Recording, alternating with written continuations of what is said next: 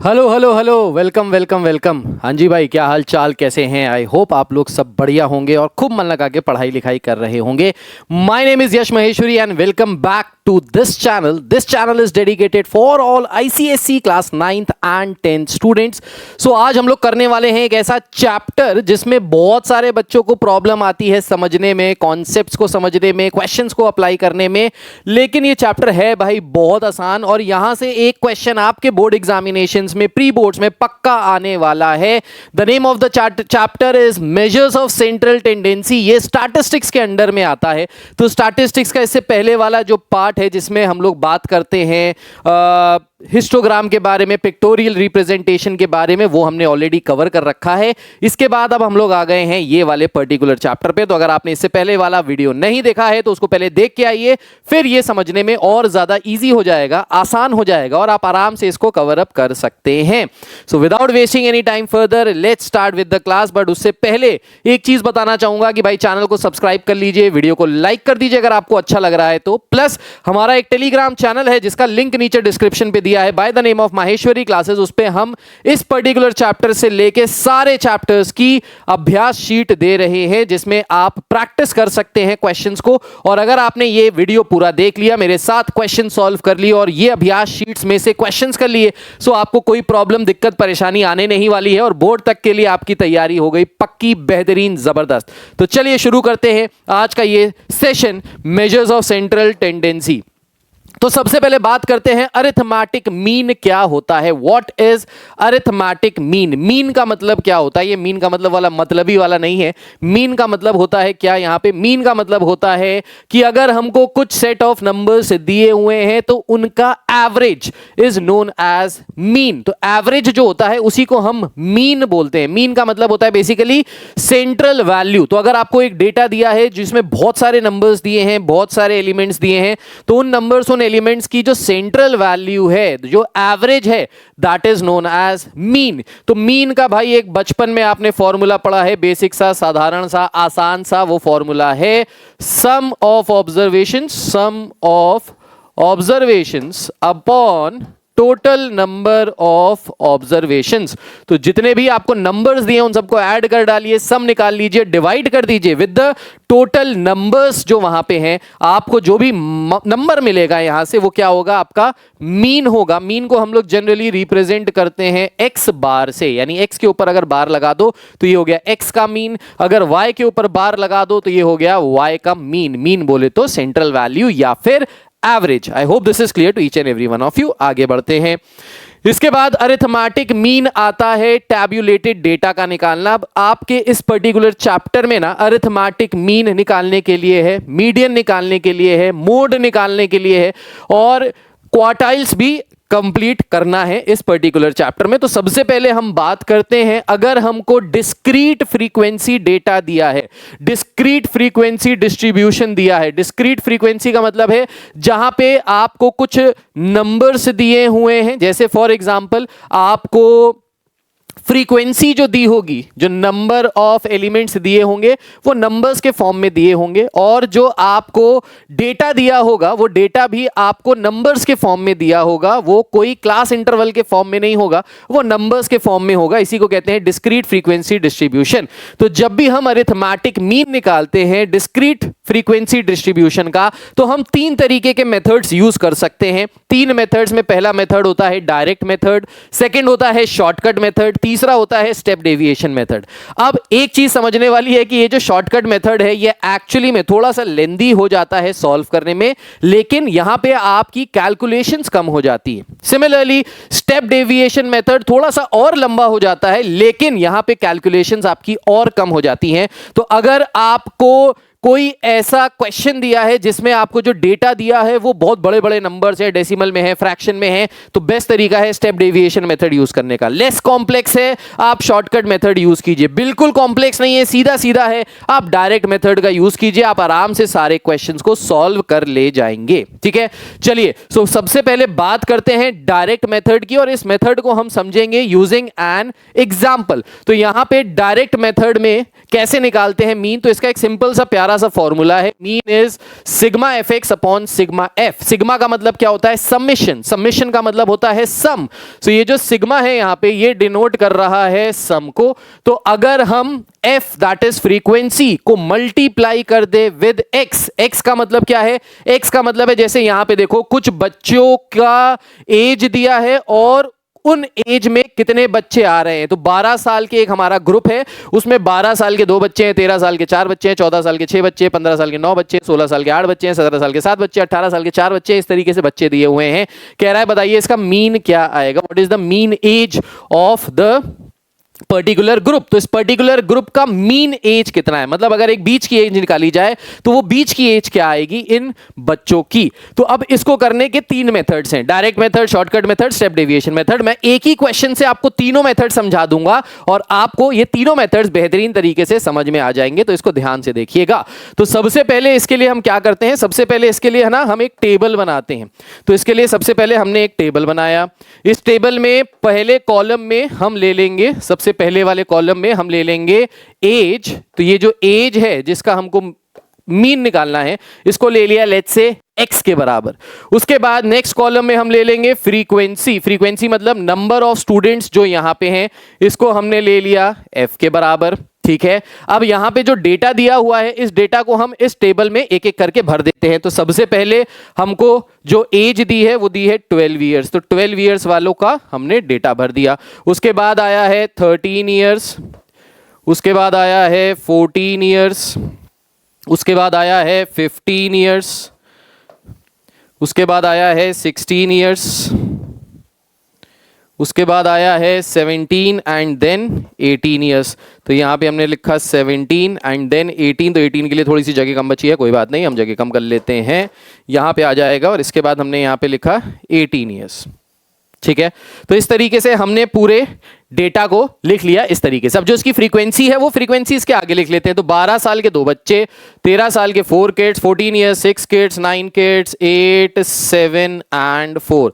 So these are the values which we have already noted down. Now as per the formula, what does the formula say? The formula says that mean is sigma fx upon sigma f. Now what is fx? Fx means when we multiply the frequency with the age. So let's create a column for fx. तो एक fx का भी हमने column बनाया। इस fx के column में हम क्या करेंगे? इनको मल्टीप्लाई कर लेंगे, x को f से मल्टीप्लाई कर लेंगे। सो 12 इंटू 2 24 हो जाएगा, 13 इंटू 4 52 हो जाएगा। उसके बाद 14 इंटू 6, 6 4 जा 24, 6 1 जा 6 84, 15 9 जा 150 135 हो जाएगा। 16 इंटू 8, 6 8 जा 48 और ये हो जाएगा 128, 7 7 जा 49, 7 1 जा 7, 7 4 11, 4 8 जा 32, 4 प्लस 3 इज 72। तो यहाँ पे हमने इस तरीके से fx वाला सारा कॉलम बना लिया। अब fx वाला कॉलम बनाने के बाद हमको क्या करना है? fx वाला कॉलम बनाने के बाद जो हमारा फॉर्मूला है वो फॉर्मूला क्या कह रहा है? वो फॉर्मूला कह रहा है हमको sigma fx and sigma f चाहिए। सिग्मा बोले तो समेशन, समेशन बोले तो addition. So what we can do is हम इनको फ्रीक्वेंसीज को सबको ऐड करते हैं। तो अगर इन फ्रीक्वेंसीज को सबको ऐड करें तो 4 और 2 6, 6 6 12, 12 और 8 20, 20 और 9 29, 29 and 11 will give you 40। So यहां से सिग्मा f जो आ गया that is equals to 40, that is sum of all the frequencies is 40। Now after that we need to find fx। fx means sigma fx means sum of all the fx वाली values. तो इनका सबका सम अगर हम करेंगे तो क्या आ जाएगा? तो ये आ जाएगा, यहाँ पे इनका सम करते हैं। तो सम करने के लिए I know you don't have calculator but don't worry I have calculator. तो मैं आपको कैलकुलेट करके दिखा रहा हूँ सामने से क्या आ रहा है। सो इसको ऐड कर लेते हैं, 24 plus 52 plus 84 plus 135 plus 128 plus 119 plus 72। तो इन सबको ऐड किया, ये कितना आ गया? 614 के बराबर आ गया, राइट। अब जैसे ये 614 के बराबर आ गया हम यहां से मीन निकाल सकते हैं, दैट इज x बार। तो मीन किसके बराबर होता है? Sigma fx। सिग्मा fx क्या है? 614 upon sigma f। Sigma f बोले तो sum of all the frequencies which is 40। So 614 को जैसे ही हमने 40 से डिवाइड किया हमको मिल गया यहां से हमारा mean which is 15.35। So that means this 15.35 25 is the mean of the ages of all these students, of all these 40 students जिनके ग्रुप में से हमने निकाला है. I hope this is clear. तो इस तरीके से शॉर्टकट मेथड से, सॉरी डायरेक्ट मेथड से हमने डायरेक्टली इसकी वैल्यू निकाल ली, हमने मीन निकाल लिया. अब आगे आ जाते हैं सेकंड टाइप के मेथड पे. The second type of method is known as the shortcut method. अब ये शॉर्टकट मेथड में हम क्या करेंगे, तो शॉर्टकट मेथड को सॉल्व करने के लिए हम क्या करेंगे, इसमें एक जो फॉर्मूला आता है मीन निकालने का वो आता है a plus sigma f d upon sigma F. अब यहां पे a क्या है और d क्या है, तो यहां पे ये जो a होता है this is known as the assumed mean, इसको हम कहते हैं अज्यूम्ड मीन. और ये जो d होता है ये किसके बराबर होता है, सो ये जो d होता है इसको हम डेविएशन कहते हैं, which is basically xi minus a या फिर x माइनस a भी बोल सकते हैं. अब a और d कैसे फाइंड आउट करेंगे इस क्वेश्चन के थ्रू हम समझते हैं. तो फिर से हमको जो ये पूरा का पूरा डेटा दिया हुआ है, इस डेटा को हम लोग एक टेबल के फॉर्म में कन्वर्ट कर लेते हैं.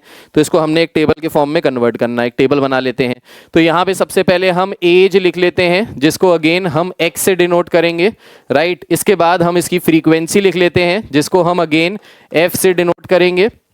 इसके बाद हम यहाँ पे d लिखेंगे which is x minus a, और फिर इसके बाद हम यहां से निकालेंगे f of d as given in the question, right. और हमारा क्वेश्चन हो जाएगा सॉल्व. अब कैसे सॉल्व करेंगे ध्यान से देखिएगा. तो सबसे पहले एजेस जो हैं इनको लिख लेते हैं. तो सबसे पहली एज है 12, तो 12 ईयर्स का लिख लिया. फिर उसके बाद एज है 13, 13 को लिख लिया. इसके बाद है 14, 14 को लिख लिया. देन वी हैव 15, 15 को लिख लिया. देन वी हैव 16, 16 को लिख लिया. देन वी हैव 17, 17 को लिख लिया. एंड फाइनली वी हैव 18, तो 18 को भी लिख लिया. इसके बाद जो जो फ्रीक्वेंसी दी है उसको एज इट इज हमने कॉपी पेस्ट किया. तो यहाँ पे फ्रीक्वेंसी आ गई 2, 4, 6, 9, 8, 7 and 4. So as it is यहाँ पे लिख लिया. अब सिग्मा एफ इन सबका सम करेंगे तो सिग्मा एफ अगेन जो पिछले क्वेश्चन में था वो 40 के बराबर था, हमने ऑलरेडी कैलकुलेट कर रखा है इसलिए हमने डायरेक्टली इसको 40 के बराबर लिख दिया. ठीक है. अब डी कैसे निकालते हैं, तो डी निकालने के लिए सबसे पहले हमको एक a की वैल्यू चाहिए which is our assumed mean.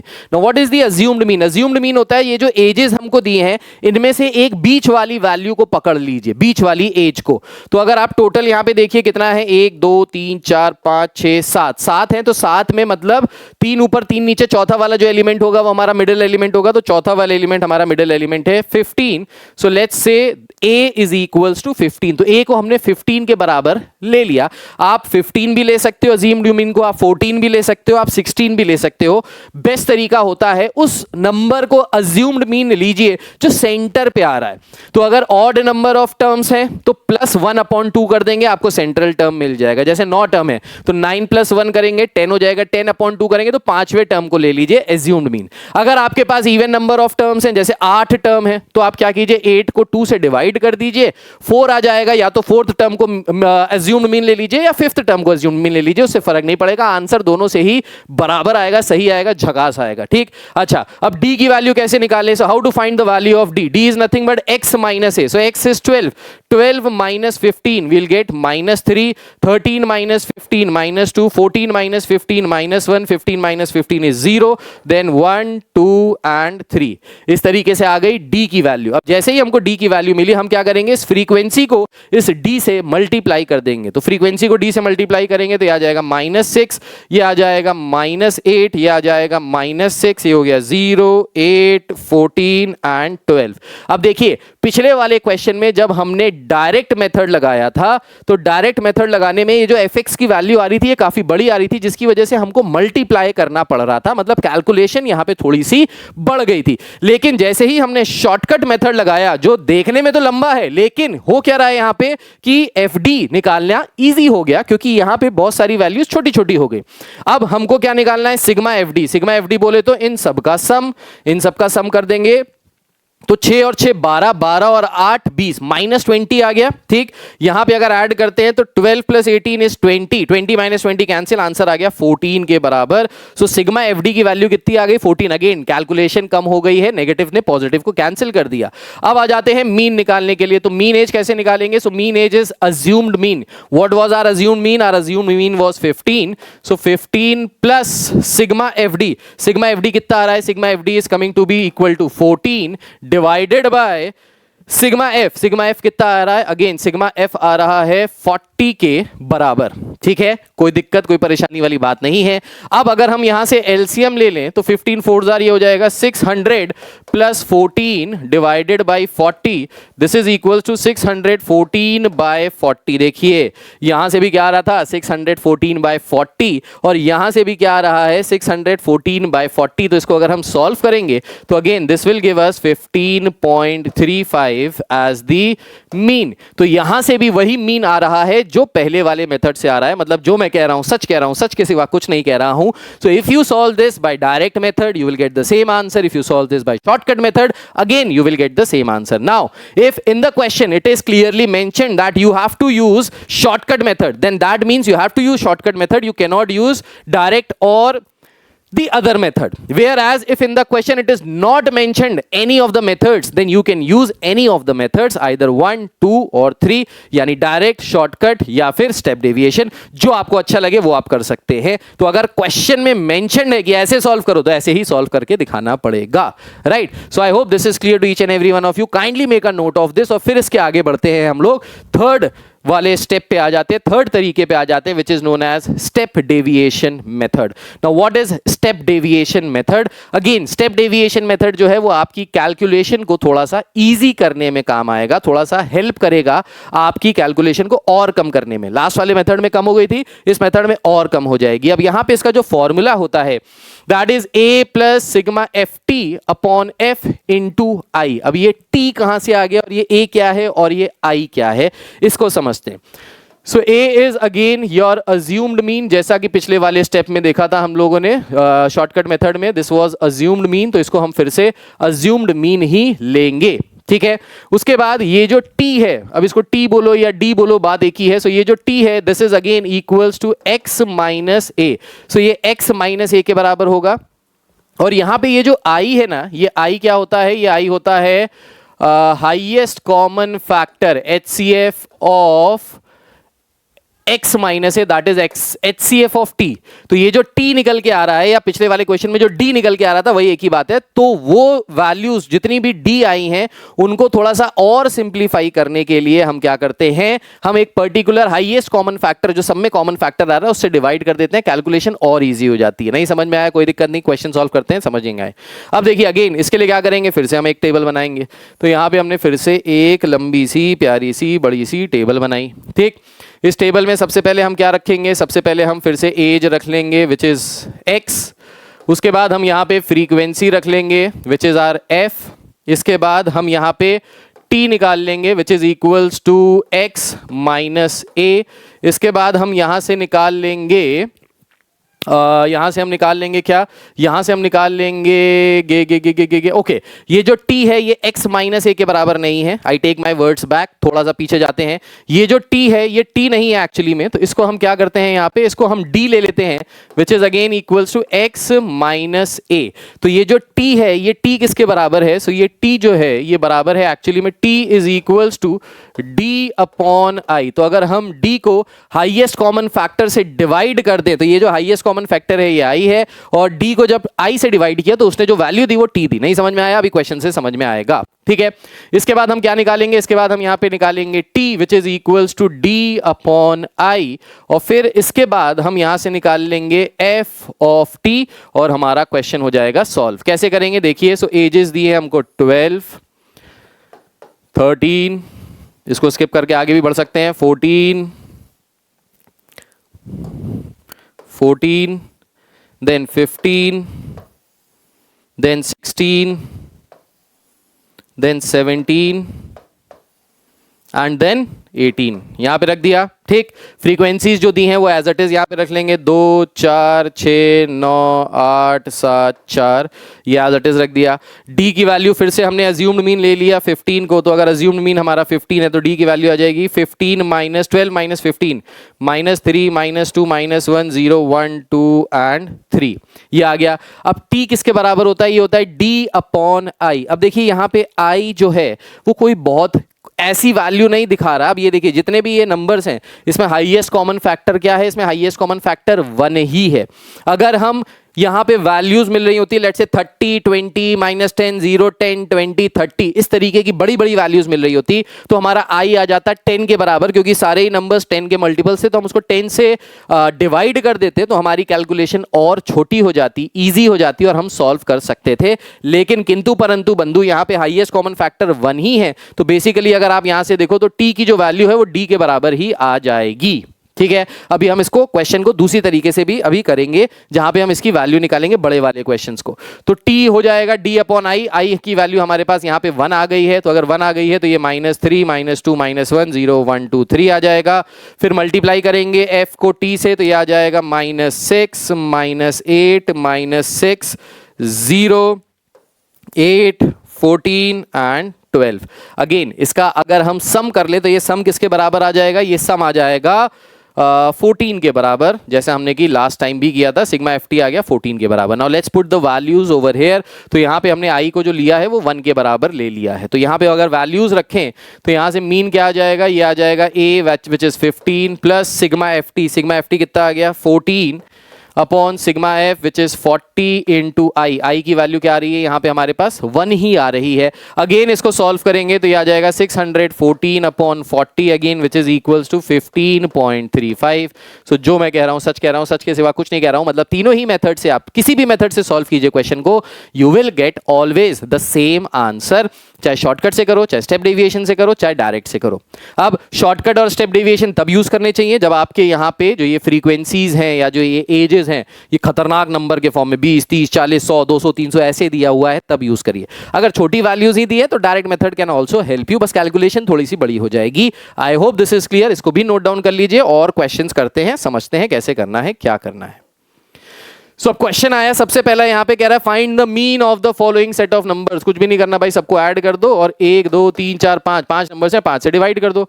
तो 9 और 11 ये हो गया 20 के बराबर, ठीक है। 12 और 6 ये हो गया 18 के बराबर। सो 18 और 20 38, 38 में 7 ऐड कर लो तो ये हो गया 45।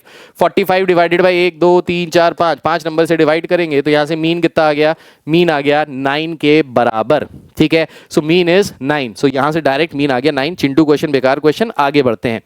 कह रहा find the mean of natural numbers from 3 to 12। 3 से लेके 12 तक नेचुरल नंबर्स का मीन निकालिए। तो 3 4 5 6 7 8 9 10 11 एंड 12, इन सब का मीन निकालना है। तो इन सब का मीन कैसे निकलेगा भाई? सो इन सब का मीन निकालने के लिए टोटल नंबर्स यहाँ पे कितने हैं? 1 2 3 4 5 6 7 8 9 10 नंबर हैं टोटल, राइट। अच्छा, अब इनका मीन निकालने के लिए क्या करेंगे? सो इनका मीन निकालने के लिए sum of observations upon number of observations, so mean will be equal to sum of observation upon number of observation। अब यहाँ पे अगर हम थोड़ा सा टेक्निकल दिमाग लगाए, मैथमेटिकल वाला दिमाग लगाए, तो ये बेसिकली क्या है? ये एक एपी दिया हुआ है। तो जिन बच्चों ने एपी पढ़ा हुआ है उनको समझ में आ जाएगा कि ये कैसे हो रहा है। सो एपी में क्या होता है? सम ऑफ एपी निकाल लें यहाँ से। तो सम ऑफ एपी अगर हम यहाँ से निकालें तो नंबर ऑफ टर्म्स है 10। सो ये हो गया n/2 a प्लस एल। ए बोले तो फर्स्ट टर्म, एल बोले तो लास्ट टर्म। सो 3 + 12। तो हमने एपी का यूज करके जल्दी से कैलकुलेशन अपनी हल्की कर ली और आसान कर ली। तो ये 5 टाइम्स हो गया, ठीक है। 3 + 12 इज 15, 15 इंटू 5 इज 75। तो यहाँ पे सम आ गया 75 के बराबर, divided by number of terms कितने हैं? सो नंबर ऑफ टर्म्स हैं 10। तो 10 से डिवाइड कर देंगे, so the final answer is 7.5। So 7.5 is the mean of the given data. So I again hope this is clear to each and every one of you. तो जहां जहां पे जो जो मैथमेटिकल टूल्स लग सकते हैं जिससे हमारी कैलकुलेशन ईजी हो जाए, फास्ट हो जाए, वो वहां पे लगा दो, बिना डरे बिना परेशान हुए।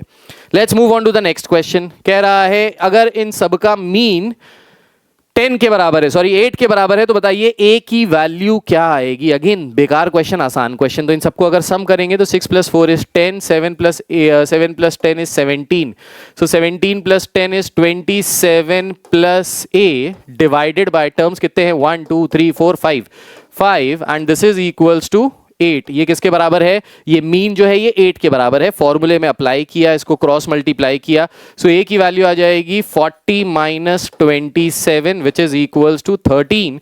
सो the value of a over here is 13। Direct answer. बेकार क्वेश्चन, इस तरीके का क्वेश्चन वैसे आएगा नहीं, एक नंबर में आपसे एमसीक्यू के फॉर्मेट में पूछा जा सकता है। ठीक है, आते हैं नेक्स्ट क्वेश्चन पे। नेक्स्ट क्वेश्चन क्या कह रहा है, नेक्स्ट क्वेश्चन कह रहा है the following table gives the heights of plants in centimeters. If the mean height of plant is 60.95 centimeter, find the value of f। तो हमको यहाँ पे f की वैल्यू नहीं पता, मीन पता है which is equals to 60.95 कह रहा है। बताइए what is the value of f। अब यहाँ पे अगर आप फ्रीक्वेंसीज देखिए, नंबर ऑफ प्लांट्स देखिए, तो ये number of plant single digit में ही है ज्यादातर, बस एक ही है डबल डिजिट में और वो भी 10 है।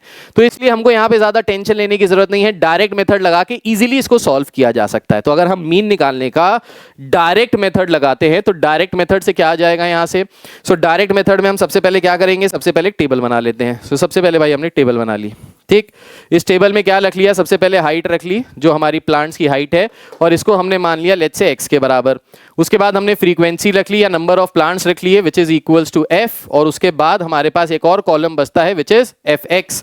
तो इसको यहां पे निकाल लेते हैं। तो सबसे पहले हाइट क्या क्या दी है, सो हाइट दी है हमको 50, उसके बाद दिया है 55, उसके बाद दिया है 58, उसके बाद दिया है 60, देन 65, देन 70 एंड 71। ठीक है, सो ये सारा डेटा हमको जो दिया था हमने इस तरीके से ही डाल दिया यहाँ पे एज इट इज। अब फ्रीक्वेंसी क्या क्या दी है, फ्रीक्वेंसी दी है 2 4 10 f 5 4 एंड 3, राइट। अभी क्या करना है, f को x से मल्टीप्लाई करना है ताकि हमको fx मिल जाए। तो fx निकालने के लिए f को x से मल्टीप्लाई करेंगे तो ये हो जाएगा 100 के बराबर, 4 5 20, तो ये हो जाएगा 220 के बराबर, ये हो जाएगा 580 के बराबर, this will B 60 times f, ये हो जाएगा 5 5 25, 3 25, 4 7 28, 3 1 3, 7 3 21, तो ये आ गया टोटल fx। अब मीन का फॉर्मूला क्या होता है, सो अगेन मीन का formula is sigma fx upon sigma f। तो सिग्मा f सबसे पहले निकालना है, मतलब इन फ्रीक्वेंसीज का सम निकालना है। तो 2 + 4 is 6, 6 + 10 is 16, 16 + 9 is 25, 25 + 3 is 28, so this is 28 + f। तो यहां से क्या आ गया, ये आ गया 28 + f के बराबर। इसके बाद fx, इनको अगर सम करना है तो इनको सम कर लेते हैं। अगेन मेरे पास कैलकुलेटर है, मैं कैलकुलेटर यूज करता हूं, आपको बेसिक कैलकुलेशन करनी ही पड़ेगी।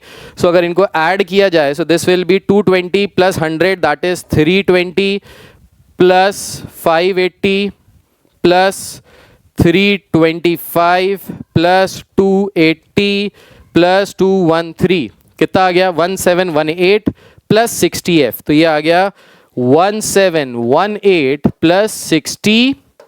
ठीक है, तो भाई आपको पता है बचपन में आपने पढ़ा है लाइक टर्म्स को ही ऐड किया जा सकता है साथ साथ 60f, बाकी नंबर से मैच नहीं हो रहा है, लाइक टर्म नहीं है तो इसको ऐड नहीं कर सकते, अलग से ही लिखना पड़ेगा। ठीक है, तो अच्छा अब यहाँ पे वैल्यू डाल देते हैं। तो ये आ गया 1718 + 60 times of f total upon 28 + f and this is equals to क्या है हमारा 60.95।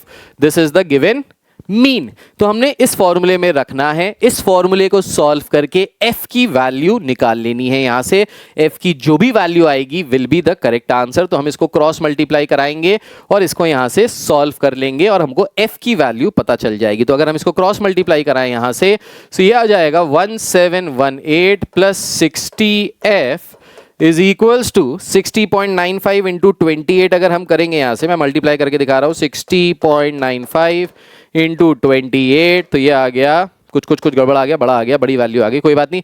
इस बड़ी वैल्यू को भी छोड़ देते हैं, इसको ऐसे लिख देते हैं as 60.95 into 28 plus 60.95f 60.95f अब f वाले टर्म सारे एक तरफ ले जाइए, बाकी सारे टर्म्स एक तरफ ले जाइए। तो इसको अगर हम लेफ्ट साइड ले जाएं तो ये हो गया 1718 माइनस 60.95 को 28 से अगर मल्टीप्लाई करें तो ये हो जाएगा 6095 मल्टीप्लाइड बाय 28, सो 8 5 ज़ा 40, 8 9 ज़ा 72, 72 एंड 4 इज 76, 6 8 ज़ा 48 आ गया। इसको किया 5 2 ज़ा 10, 9 2 ज़ा 18, 0 9 2 ज़ा 18, 1 आ गया, 2 6 ज़ा 12, 12 आ गया। ऐड करेंगे तो ये हो गया 0 6 6 0 4 2 6 7 170660।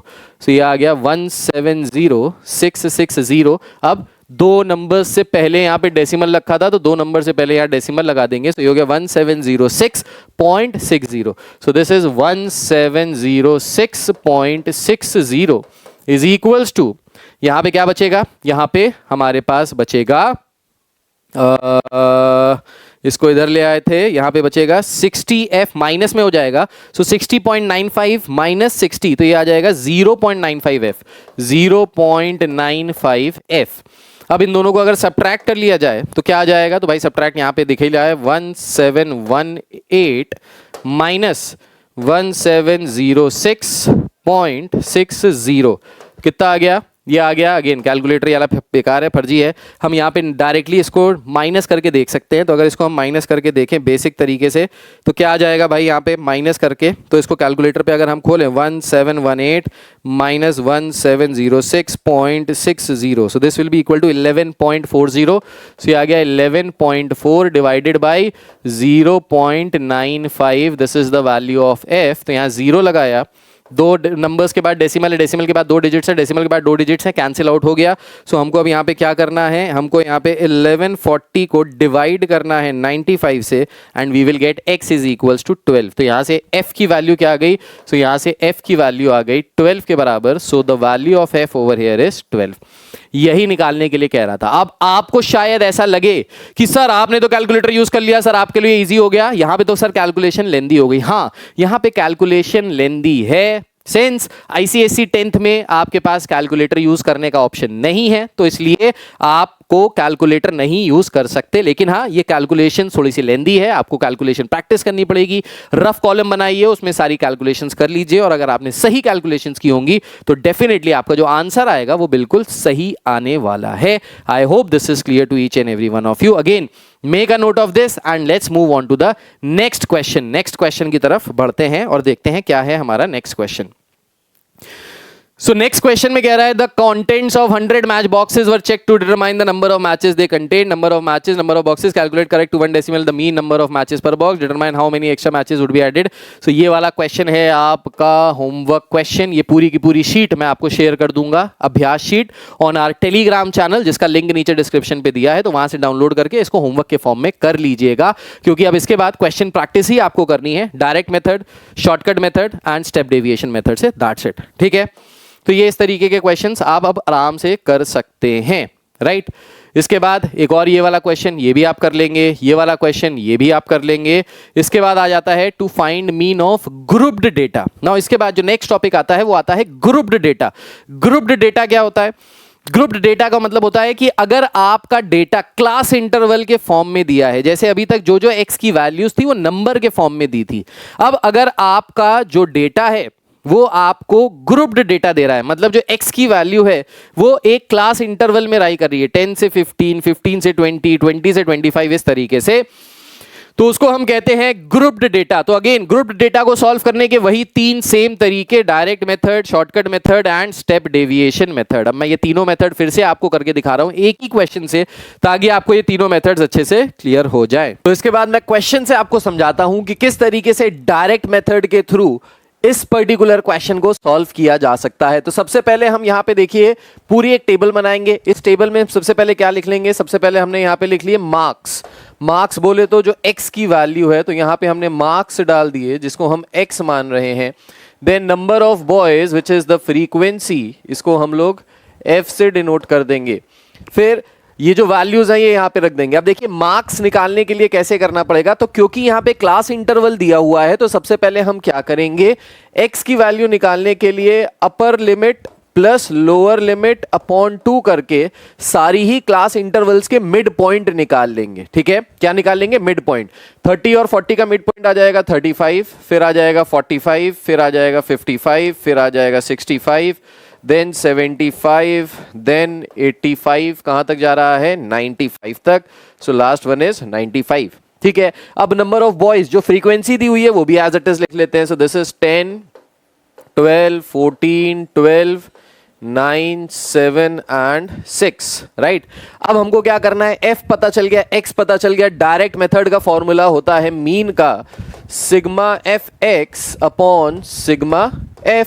तो इन सबको मल्टीप्लाई करना पड़ेगा। तो अगर हम यहाँ पे fx का एक अलग से कॉलम बना लेते हैं तो इस कॉलम में आ जाएगा 350, ठीक है, 45 इंटू 12। अब ये सारी चीजें मैं मल्टीप्लाई करके जल्दी जल्दी आपको यहाँ पे बता देता हूँ, आप लोग मल्टीप्लाई कर सकते हैं ये सारी बेसिक चीजें। ठीक है, सो 45 इंटू 12 करना है हमको, 45 into 12, so this is equals to 540। Then 55 into 14 करेंगे तो ये आ जाएगा 770। 65 इंटू 12 करेंगे तो ये आ जाएगा 780। Then 75 times 9, this will be 675. 85 times 7, this will be equal to 595. And 95 times 6, this will be equal to 570, right. अच्छा, अब इसके बाद यहां से हम क्या कर सकते हैं? सिग्मा एफ निकाल सकते हैं, यानी फ्रीक्वेंसीज को ऐड कर देंगे तो सिग्मा एफ निकलेगा। सिमिलरली सिग्मा एफ एक्स निकाल सकते हैं अगर इन सबको हम यहाँ पे आपस में ऐड कर दें तो सिग्मा एफ एक्स इसके बराबर आ जाएगा 570 plus 595 plus 675 plus 780 plus 770 plus 540 plus 350, कितना आ गया ये? सो ये आ गया 4280। अब सारी फ्रीक्वेंसीज को अगर हम यहाँ पे ऐड कर दें तो ये हो गया 10 plus 12 plus 14 plus 12 plus 9 plus 7 plus 6, this is equals to 70। तो यहां से सिग्मा एफ आ गया किसके बराबर? 70 के बराबर। अब अगर हम लोग डायरेक्ट मेथड से करें तो डायरेक्टली हम फॉर्मूला लगा देंगे। सो यहां पे सिग्मा एफ एक्स की वैल्यू कितनी आ गई? 4280 डिवाइडेड बाई 70। तो 4280 को अगर अपन 70 से डिवाइड कर दें तो यहाँ पे हमारा मीन कितना आ जाएगा? सो ये आ जाएगा 61.14। This is the mean for the given data. अब ये हमने किया कैसे? डायरेक्ट मेथड से। इसके बाद हम लोग क्या करेंगे? इसके बाद हम आ जाते हैं दूसरे मेथड पे which is known as the shortcut method. तो शॉर्टकट मेथड के लिए हम क्या करते हैं? शॉर्टकट मेथड में यहीं पे करके आपको सॉल्व करके दिखा देता हूं। सो शॉर्टकट मेथड में हम एक अज्यूम्ड मीन लेते हैं। सो लेट्स से हमने अज्यूम्ड मीन यहां पे ले लिया 65 को, ठीक है। तो सबसे पहले हमको d निकालना पड़ेगा। d किसके बराबर होता है? तो d बराबर होता है x माइनस a के, x माइनस दी अज्यूम्ड मीन। तो x की वैल्यू है 35, 35 माइनस 65 करेंगे तो कितना आ जाएगा? ये आ जाएगा 30, फिर आ जाएगा 20, फिर आ जाएगा 10, फिर आ जाएगा 0, फिर आ जाएगा, ये सब आ जाएगा माइनस में, फिर यहां से आ जाएगा 10 एंड 20 एंड 30। ये आ गया पूरा d। अब d निकालने के बाद हम क्या निकाल सकते हैं? यहां से हम निकाल लेंगे यहां से f of d। So f of d अगर हम यहां से निकालते हैं तो f ऑफ d किसके बराबर आ जाएगा? सो f हो गया हमारी फ्रीक्वेंसी, d हो गया जो ये हमारा दिया है, इसको मल्टीप्लाई कर लेंगे तो ये हो गया माइनस का 300 माइनस का 240 माइनस का 140 then 0 then 90 then 140 and then 6 3s are 18, that is 180। अब इन सब का सम कर देंगे तो हमको क्या मिल जाएगा? सिग्मा एफ डी मिल जाएगा, सिग्मा एफ डी। अब सिग्मा एफ डी निकालने के लिए अगेन हम सबको ऐड कर देते हैं। तो यहां से हो गया माइनस का 300 देन माइनस का 240 देन माइनस का 140 प्लस 140 प्लस 90 प्लस 180, कितना आ गया ये? सो दिस इज माइनस 270। तो ये आ गया माइनस का 270, राइट। अच्छा, अब हमारा फॉर्मूला क्या होता है मीन के लिए एज पर शॉर्टकट मेथड? तो शॉर्टकट मेथड के हिसाब से जो हमारा मीन का फॉर्मूला होता है, सो मीन बराबर होता है a plus sigma f d upon sigma F. Assumed mean है हमारा यहाँ पे 65 प्लस सिग्मा एफ डी कितना आ गया? माइनस 270। तो यहाँ पे हमने लिखा -270 अपॉन सिग्मा एफ किसके बराबर था, सिग्मा एफ 70 के बराबर था। अब इसको यहाँ पे अगर अपन डिवाइड कर देंगे तो डिवाइड करके यहाँ से क्या आ जाएगा, सो ये आ जाएगा 270 divided by 70 that is equals to 3.85। So 65 में से 3.85 माइनस करें, 65 माइनस 3.85 तो कितना आ गया 61.15। तो 61.15 के बराबर आ गया। अब ये दोनों वैल्यूज अगर आप चेक कर लीजिए तो ये दोनों वैल्यूज अप्रॉक्सीमेटली ऑलमोस्ट बराबर ही आ रही हैं, राइट। अच्छा जी, तो ये हो गया हमारा शॉर्टकट मेथड के थ्रू आंसर सेम आ रहा है। अब अगर इसी को हमको करना होता स्टेप डेविएशन मेथड के थ्रू तो कैसे करते, तो स्टेप डेविएशन मेथड में हम ये जो सिग्मा एफ डी निकाला है ये ना निकालते, हम इसके बाद डी निकालने के बाद क्या निकालते, टी निकालते। तो अब ये टी कैसे आता है यहाँ पे ध्यान से देखिएगा। सो टी आ जाता है डी अपॉन आई। आई बोले तो वो कॉमन फैक्टर जो इन सबको डिवाइड कर रहा है, हाईएस्ट कॉमन फैक्टर। तो ये सारे ही अगर आप ध्यान से देखिए 10 के मल्टीपल्स है, तो अगर हम इन सबको 10 से डिवाइड कर दे, if we take the value of i as 10, तो अगर इस सबको 10 से डिवाइड कर दे तो ये हो जाएगा क्या, ये हो जाएगा माइनस का 3 माइनस 2 माइनस 1 0 1 2 एंड 3 ये आ जाएगा, राइट। अब t आने के बाद हम यहां से क्या निकाल लें, अब हम यहां से निकाल लें ft। तो जैसे हम शॉर्टकट मेथड में fd निकालते हैं, हम यहां पे ft निकाल लेते हैं। तो अगर ft निकालते तो क्या आ जाता, तो f है हमारा 10 और ये है 3, तो ये आ जाता कितना 3 into 10 minus 30 minus 24 minus 14 0 9 14 and 18 ये आ जाता हमारे पास, राइट। अब इन सबको अगर अपन ऐड कर दे तो ऐड करके क्या आ जाता, सो ये ऐड करके आ जाता माइनस का 27, राइट। अब फॉर्मूला लगा देते हैं कौन सा, स्टेप डेविएशन मेथड का। तो मीन निकालने का फॉर्मूला स्टेप डेविएशन मेथड में होता है a plus sigma f t upon sigma f into i. तो ये फॉर्मूला यहां पे अप्लाई कर देंगे। तो जैसे ही अप्लाई करेंगे, अज्यूम्ड मीन था हमारा 65 के बराबर, प्लस सिग्मा एफ टी किया तो ये आ गया माइनस का 27। सो दिस इज माइनस का 27 अपॉन 70 इंटू आई। आई की वैल्यू क्या है जिससे हमने इसको डिवाइड किया, this which is equals to 10। तो 10 से हम यहां पे मल्टीप्लाई कर लेंगे, इसको फिर से सॉल्व करेंगे तो ये 61.15 के बराबर ही आएगा। सो देखिए एक ही क्वेश्चन को बड़ी सी टेबल बना के हमने सारी चीजें यहां पे सॉल्व कर ली, direct method, shortcut method and step deviation method. तो आई होप आपको ये तीनों मेथड्स समझ में आ गए होंगे। इनको अब आपको बस प्रैक्टिस करना है और जैसे जैसे आप प्रैक्टिस करते जाओगे 3-4-5 क्वेश्चंस कर लोगे, उसके बाद इसमें कोई भी दिक्कत परेशानी नहीं आने वाली। So please make a note of this और फिर आगे बढ़ते हैं, नेक्स्ट टाइप के क्वेश्चंस की तरफ बढ़ते हैं। सो नेक्स्ट क्वेश्चन क्या कह रहा है, नेक्स्ट क्वेश्चन को देखिए। नेक्स्ट क्वेश्चन में कह रहा है the mean of the following frequency distribution is given to be equal to 21 whole 1/7। So ये मीन ऑलरेडी दिया हुआ है, कह रहा है एफ की वैल्यू निकालो जो यहाँ पे आ रहा है। चलिए एफ की वैल्यू निकाल सकते हैं, ऐसा क्वेश्चन हम लोग कर चुके हैं, फिर से कर लेते हैं। तो सबसे पहले क्लास इंटरवल्स जो हमको दिए उनको एज इट इज लिख लिया, 0 से 10, 10 से 20, 20 से 30, 30 से 40, so on and so fourth, 40 से 50, ठीक है। इसके बाद हमसे कह रहा है, इसके बाद हम क्या करेंगे, फ्रीक्वेंसी जो दी हुई है उसको एज इट इज लिख लेते हैं। So 8, 22, 31 F and 2। Now we have the value of X. What is X, X is इन दोनों का मिड पॉइंट। तो ये हो गया 5, 15, 25, 35 एंड 45, राइट। अच्छा अब निकालते हैं क्या, fx। तो fx निकालने के लिए हमको क्या करना पड़ेगा, fx निकालने के लिए हमको यहां से इन दोनों को आपस में मल्टीप्लाई करना पड़ेगा। सो 8 5 40 आ गया, 22 इंटू 15 करेंगे तो कितना आ जाएगा भाई। So 22 into 15 this is equal to 330। Then 31 into 25 करेंगे तो ये आ गया 775। Then we have 35 times f, then we have 90, ठीक है। अब इस क्वेश्चन को कैसे सॉल्व करते हैं, तो ऐसे क्वेश्चंस को सॉल्व करने के लिए हम यहाँ पे क्या करते हैं, हम यहाँ पे sigma F x upon sigma F वाला फॉर्मूला लगा सकते हैं। तो अगर sigma F x upon sigma F वाला फॉर्मूला लगाते हैं तो क्या हो जाएगा भाई, सिग्मा एफ एक्स मतलब इन सब का सम और सिग्मा एफ इन सब का सम। तो 8 plus 22 is 30, 30 plus 30 60, 60 plus 3 is 63। So this is 63 plus F. और अगर हम इसको सबको ऐड करते हैं तो ऐड करके क्या आ जाएगा, 775 plus 90 plus 330 plus 40. So this is 1235 plus 35 times of f, तो यहाँ से सिग्मा एफ एक्स भी आ गया. Now let's put the formula. So x bar is sigma F x upon sigma F. X bar दिया है 7 1 7 7 2 14 147 148 148 upon 7 is equals to sigma F X कितना आ गया 1235 plus 35 F 1235 plus 35 times of F upon sigma F कितना आ गया. So this is 63 plus F. अब F की वैल्यू निकालनी है तो हम इसको क्रॉस मल्टीप्लाई करके फर्दर सॉल्व कर लेते हैं.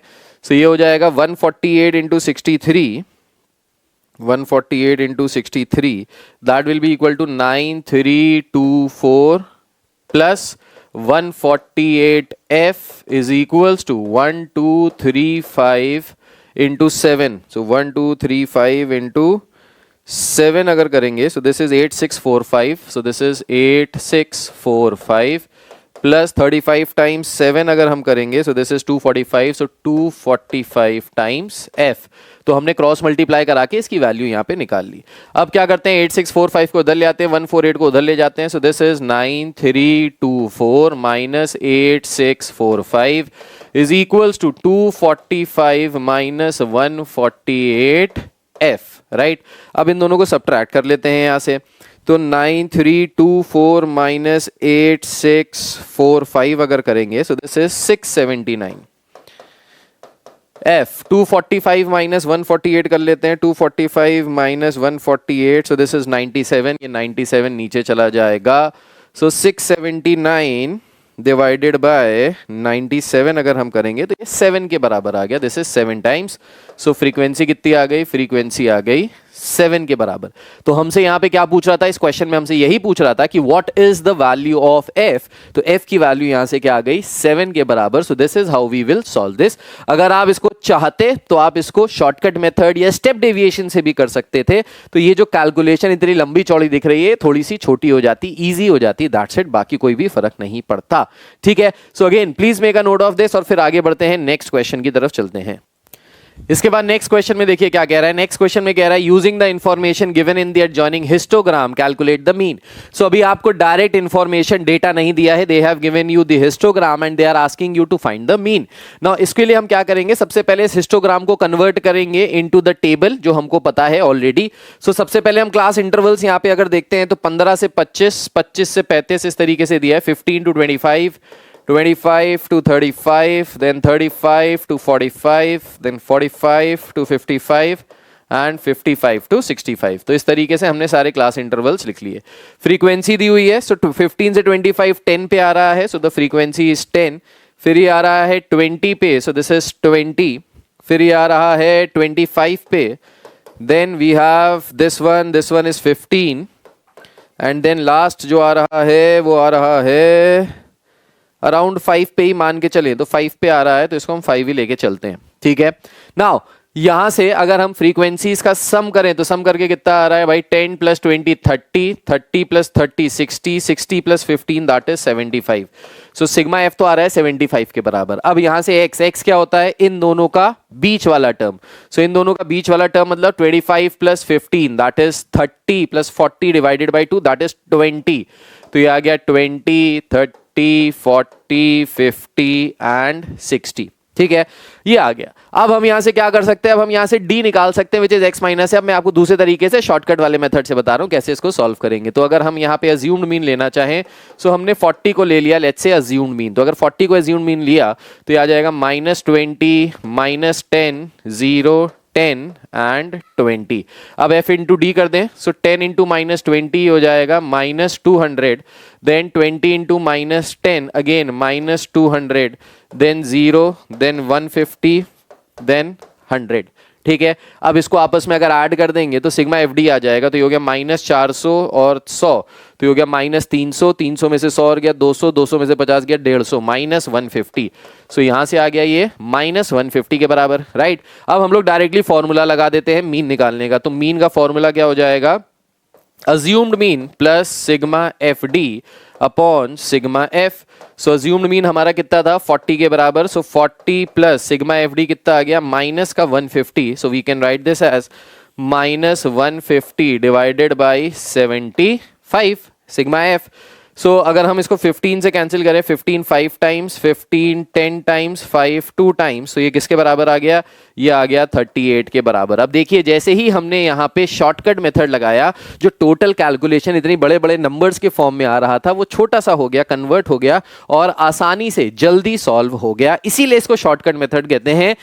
इसमें देखने में तो ये लगता है कि टेबल ज्यादा बनती हैं, लेकिन यहाँ पे कैलकुलेशन सही में शॉर्ट हो जाती हैं। सो इसको नोट डाउन कर लीजिए। आगे बढ़ते हैं, नेक्स्ट क्वेश्चन पे आते हैं और नेक्स्ट क्वेश्चन को सॉल्व करते हैं। Please make a note of this.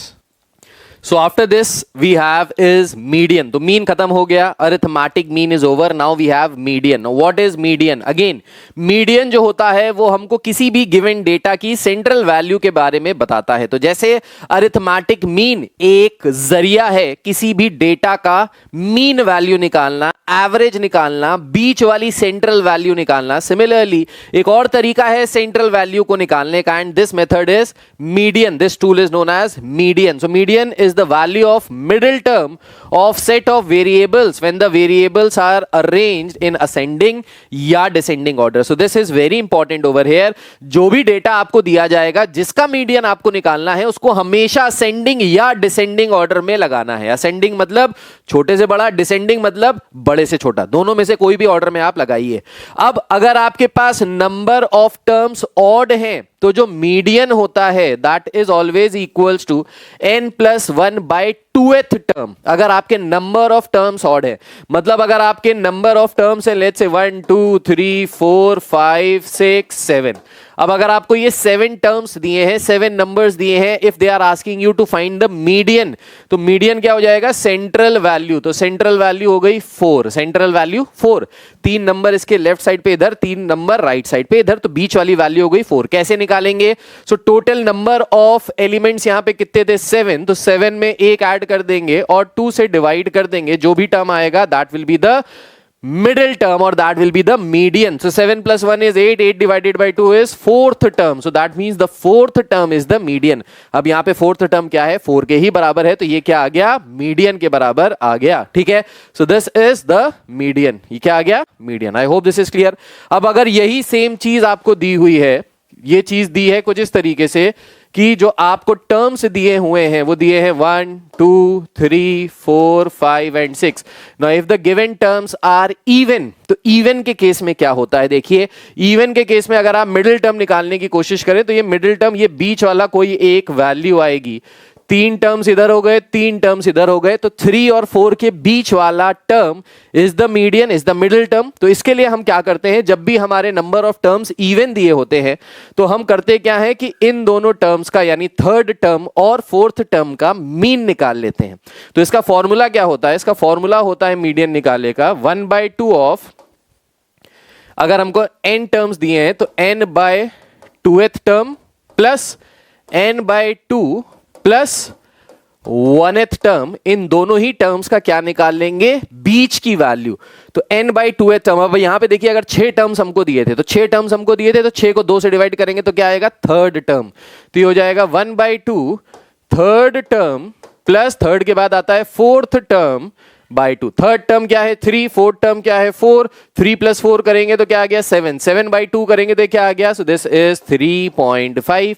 तो जाहिर सी बात है आपको दिखाई भी दे रहा है कि 3 और 4 के बीच वाला जो टर्म होगा दैट विल बी 3.5। अब अगर आप 3.5 के लेफ्ट साइड में देखें तो 3 टर्म्स, राइट साइड में देखें तो 3 terms. So this is the formula जो हम लोग यूज करते हैं मीडियन निकालने के लिए। क्वेश्चंस देखते हैं और इससे आपको अच्छे से समझ में आ जाएगा कि मीडियन कैसे निकालेंगे। जैसे यहाँ पे कह रहा है फाइंड द मीडियन, तो सबसे पहले क्या करेंगे, इनको असेंडिंग या डिसेंडिंग ऑर्डर में अरेंज कर लेते हैं। तो इनको अगर असेंडिंग में अरेंज कर लें छोटे से बड़ा, सो 3 4 7 8 एंड 10, कितने टर्म्स हो गए टोटल? तो टोटल 1 2 3 4 5 टर्म्स आ रहे हैं। ठीक है, तो मीडियन क्या आ जाएगा? So when the number of terms are odd, तो मीडियन होता है n plus 1 by 2th term, right. Total terms है 5, 5 प्लस 1 करेंगे 6, 6/2 करेंगे, ये हमारा टर्म आ जाएगा, यानी 3rd term is the median. अब यहाँ पे 3rd टर्म क्या है? 1st term, 2nd term, 3rd term, so 3rd term is 7। So median आ गया हमारा किसके बराबर?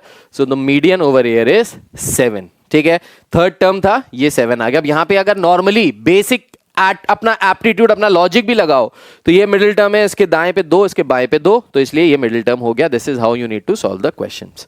आगे बढ़ते हैं, नेक्स्ट क्वेश्चन पे आते हैं। क्या कह रहा है नेक्स्ट क्वेश्चन, इसको देखते हैं। सो कह रहा है फाइंड द मीडियन इन सारे टर्म्स का। तो अगेन इनको अगर असेंडिंग ऑर्डर में लगा ले तो 4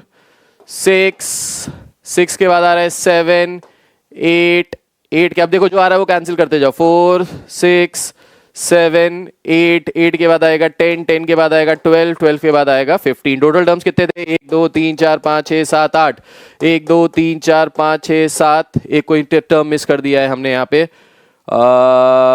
20। यस 20 मिस हो गया, इसीलिए काउंट करना जरूरी है कि कोई भी टर्म मिस ना हो जाए। इस तरीके से आप अपने आप को रीचेक कर सकते हो। तो अब हमारे पास टोटल टर्म्स कितने आ गए? 1 2 3 4 5 6 7 8। Yes we have got all the terms covered. अब अगर नंबर ऑफ टर्म्स इवन है तो उस केस में जो हमारा मीडियन आएगा वो किसके बराबर आ जाएगा?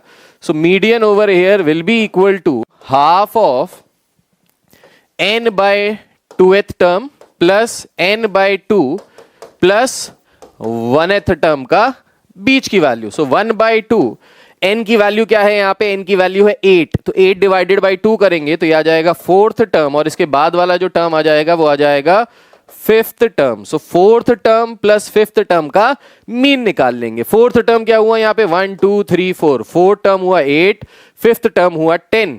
सो 1/2 of 8 plus 10।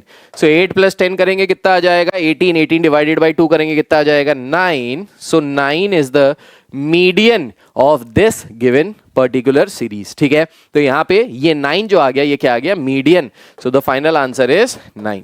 So I hope this is clear to each and every one of you. अब देखो नंबर ऑफ टर्म्स अगर इवन है तो वो 2 से डिविजिबल होता है। इवन 2 से डिविजिबल होता है, तो पहला टर्म निकालने के लिए उसको डायरेक्टली 2 से डिवाइड कर दो, तो आपको पहला टर्म मिल जाएगा। उसके बाद उसी का नेक्स्ट वाला टर्म ले लीजिए, दोनों को ऐड करके उसका मीन निकाल लीजिए।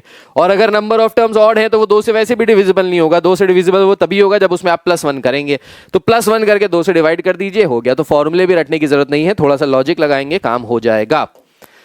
नेक्स्ट क्वेश्चन कह रहा है the following numbers are written in descending order of their values, find the value of x। तो यहां पे हमको मीडियन ऑलरेडी गिवन है 39 के बराबर, कह रहा है बताइए x की वैल्यू किसके बराबर है। ठीक, तो ये सारे नंबर्स डिसेंडिंग ऑर्डर में दिए हैं। टोटल नंबर्स कितने हैं? 1 2 3 4 5 6 7 8 9 10 10 दिए हैं। सो 10 का मतलब क्या हो गया? 10 का मतलब हो गया जो हमारा मीडियन होगा that will be equal to 1/2 10 by 2th term plus 10 by 2 plus 1th term, यही तो होगा। 10 बाय 2th टर्म का मतलब क्या हो गया? 10 बाय 2th टर्म का मतलब हो गया 5th term plus 6th term का मीन। 5th और 6th टर्म क्या है यहां से निकालते हैं। सो 1 2 3 4 5, 5th और 6th टर्म है ये दोनों टर्म्स, तो इन दोनों का अगर मीन निकाले, मीन निकाले तो 1/2 x minus 8 plus x minus 11 and this is actually given to be equal to 39। ये किसके बराबर दिया है? 39 के बराबर दिया है। इसको सॉल्व कर लेते हैं, 2 से मल्टीप्लाई कर लेंगे इधर। सो इधर सॉल्व कर रहा हूं मैं इसको, तो ये हो जाएगा 42 80 80 78 78 is equals to x plus x, ये हो जाएगा 2x माइनस 19, राइट। हाँ ठीक है, -19, तो ये +19 हो जाएगा, तो ये हो जाता है 88 98 97 divided by 2 is equals to x। तो यहाँ से x की वैल्यू क्या आ जाएगी? सो x की वैल्यू आ जाएगी यहाँ से, सो the value of x will be 2 से अगर डिवाइड करें 2 4s are 8 2 8s are 16.5, so this is 48.5। तो हमसे यहाँ पे क्या कह रहा था? हमसे यहाँ पे कह रहा था कि अगर इनका मीडियन ये है तो बताइए x की वैल्यू कितनी होगी। तो x की वैल्यू कितनी आ गई यहाँ पे? 48.5 आ गई। तो कुछ भी नहीं किया हमने, मीडियन का फॉर्मूला लगाया, नंबर ऑफ टर्म्स कैलकुलेट किए, तो यहाँ पे 10 आया which is even. Even terms के लिए 10 बाई 2th टर्म और फिर नेक्स्ट टर्म यानी 5th टर्म और 6th टर्म का सम करके 2 से डिवाइड कर देंगे। तो 5th टर्म था x माइनस 8, 6th टर्म था x माइनस 11, दोनों को ऐड किया 2x माइनस 19 आ गया। 2x माइनस 19, 2 को उधर भेज दिया तो ये हो गया 78 के बराबर। फिर 19 को इधर भेज दिया तो ये प्लस हो गया, तो 78 प्लस 9 करेंगे तो आ जाएगा 87 87 प्लस 10 कर दिया तो 97 97 डिवाइडेड बाई 2 कर दिया। सो x की वैल्यू आ गई 48.5 के बराबर। I hope this is clear to each and every one of you. Right आगे बढ़ते हैं, नेक्स्ट क्वेश्चन पे आते हैं। नेक्स्ट क्वेश्चन क्या कह रहा है? अब नेक्स्ट क्वेश्चन में आ गया median for tabulated data. Tabulated data मतलब अगर टेबल के फॉर्म में डेटा दिया है तो इसका मीडियन निकालना है। ठीक, कैसे निकालेंगे इसका मीडियन, इसको सो इसके लिए हम सबसे पहले क्या करते हैं, टैब्यूलेटेड डेटा के फॉर्म के लिए तो सबसे पहले जो भी आपको टैब्यूलेटेड डेटा दिया होगा जिसका आपको मीडियन निकालना है, उसके लिए सबसे पहले हम यहां पे निकालते हैं क्या, एक पर्टिकुलर चीज जिसको कहते हैं क्यूमुलेटिव फ्रीक्वेंसी। ना क्यूमुलेटिव फ्रीक्वेंसी आपने शायद क्लास 9 में भी पढ़ी होगी, इससे पहले भी पढ़ी होगी, पढ़ी है, याद है, बहुत अच्छी बात है। नहीं याद है कोई टेंशन वाली बात नहीं, मैं आपको समझाऊंगा क्यूमुलेटेड फ्रीक्वेंसी कैसे निकालते हैं। तो यहां पे जैसे अगर आप देख रहे हो नंबर ऑफ चिल्ड्रेन दिए हुए हैं, तो ये जो नंबर ऑफ चिल्ड्रेन दिए हैं यही हो गया हमारा फ्रीक्वेंसी और ये हो गया हमारा एक्स। अब क्यूमुलेटेड फ्रीक्वेंसी के लिए एक अलग कॉलम बनाना पड़ेगा, मैं ये कॉलम यहीं पे बना के आपको दिखा दे रहा हूं कि किस तरीके से। यहां पे एक और कॉलम बना लेते हैं यहां पे, ठीक है।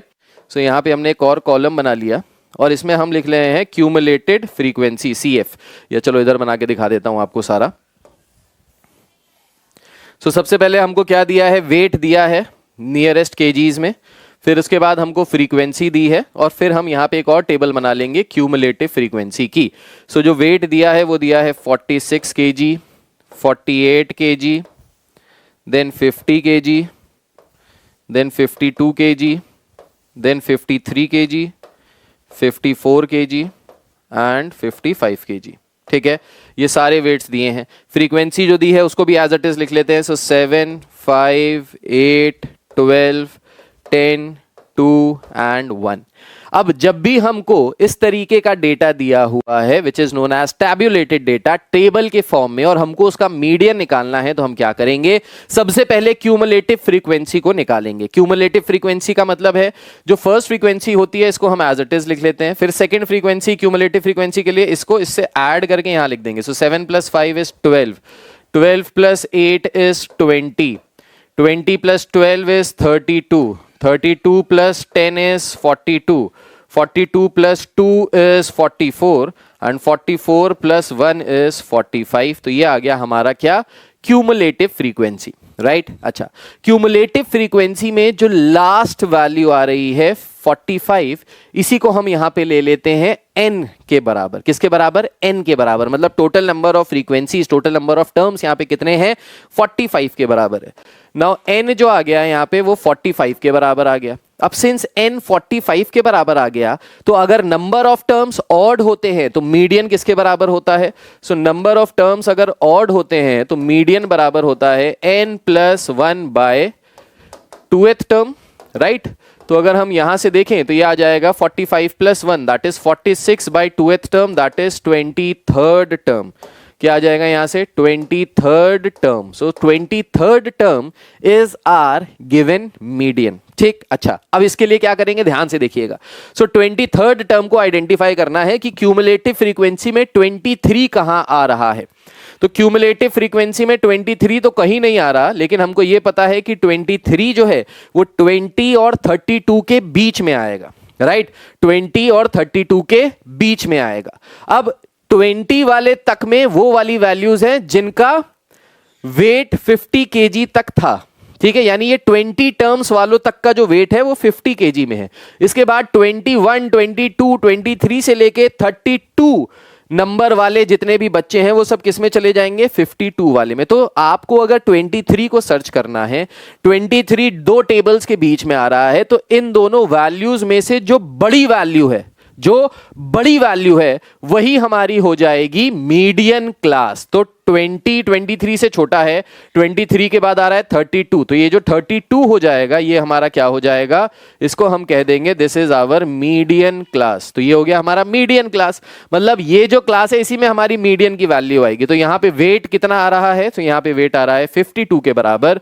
So the median of this given data will be equal to 52 kgs।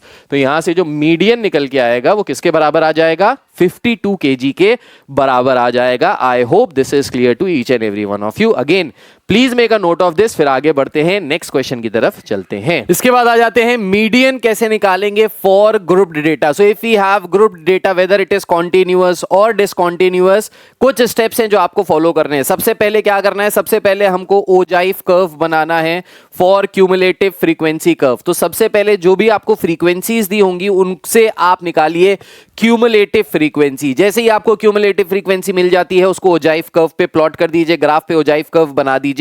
और फिर अगर number of elements, final elements even आ रहे हैं तो n/2th term will be your median term, and अगर number of terms odd आ रहे हैं तो n+1/2th term will be your median वाला term। तो अब इसके बाद क्या करना होता है, उसको ग्राफ पे प्लॉट करना होता है और वहां से हमको मीडियन पता चल जाता है। एक एग्जांपल के थ्रू देखते हैं, क्वेश्चन के थ्रू समझते हैं किस तरीके से निकालेंगे मीडियन।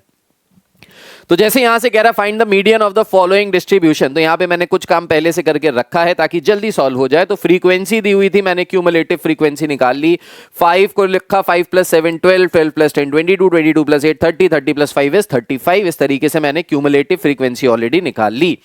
ये जो n की वैल्यू आई है ये 35 आई है विच इज ऑड, तो मीडियन किसके बराबर हो जाएगा, 35 + 1/2th term that is equals to 18th term is the median. ठीक है, अब हम क्या करेंगे, यहां पे ओजाइफ कर्व को ड्रॉ करेंगे। तो ओजाइफ कर्व को ड्रॉ करने के लिए 10 पे कितना आ रहा है क्यूमुलेटिव फ्रीक्वेंसी, अराउंड 5, तो यहां पे प्लॉट किया। फिर 20 पे आ रहा है 12, तो यहां पे कहीं पे आएगा। 30 पे आ रहा है 22, सो 22 यहां पे कहीं पे आएगा। एंड देन 40 पे आ रहा है 30, सो 30 इज दिस। एंड 50 पे आ रहा है 35, सो समथिंग हेयर। ठीक है, अब इनको हमने फ्री हैंड से इस तरीके से ड्रॉ करके इसको यहां ओरिजिन तक ले गए। ठीक, तो ये क्या हो गया, ये हो गया हमारा ओजाइफ curve, right.